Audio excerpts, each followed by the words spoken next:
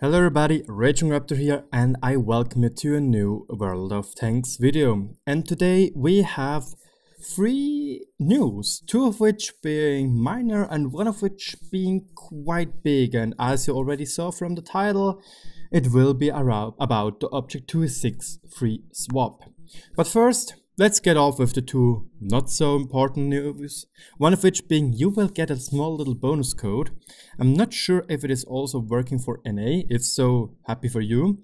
But for Europe at least, we get the thank you bonus code.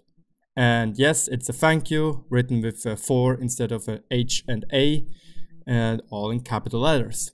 You will find it in the description below, and it gives you 1 day of premium account, 3 personal reserves with 50% bonuses for 2 hours, 3 personal reserves for 100 crew XP bonus for 2 hours, and 2 free of which for 100% free experience for 2 hours. And you can get them from 11th of December till the 25th of December. With that out of the way, we'll go to the next holiday thingy, being holiday camos. We do not know yet if they will be permanent, but we are getting them from holiday missions, and by gosh, they look horrible. Like, I guess the one on the IS-4 looks decent, I would say, but the rest of them are simply bad.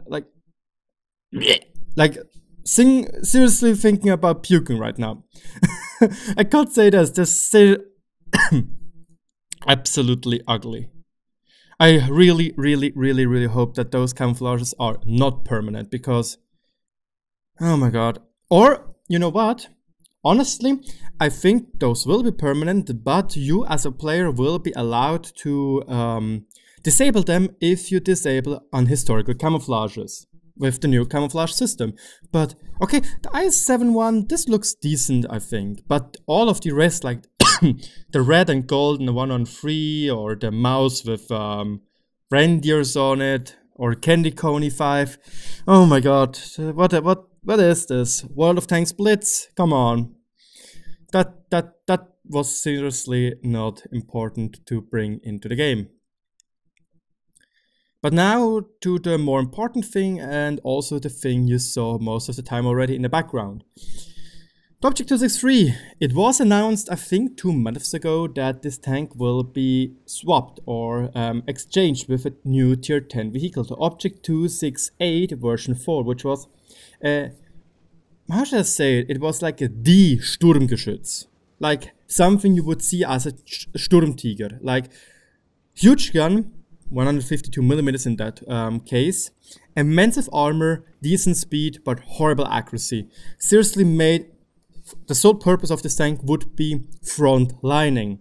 And they wanted to completely overhaul the whole tree, with making the tier 7 more armored, the tier 8 more armored, the tier 9 tank, the SU-122-54, disappearing completely from the game, and putting the Object 263 on tier 9. And it had a huge backslash, especially on Reddit and on other, well, forums, and also on my videos. And I have to say, man, am I happy that Wargaming actually noticed that we are not liking that change. What was, like, the biggest problem was, I am not against a new tier 10 vehicle, especially something like the Object 268 version 4, which is, as I said, a Sturmgeschütz, something with great frontal armor, with horrible DPM, but good speed and good fuel range. I have nothing against that, but the problem is they wanted to exchange it with one of the most iconic tank, or one of the most diverse tier 10 TDs in the game, being the Object 263. Before the Stritzwagen was introduced, it was the only TD on tier 10 which had not 750 damage, or rather it had less than 750 damage.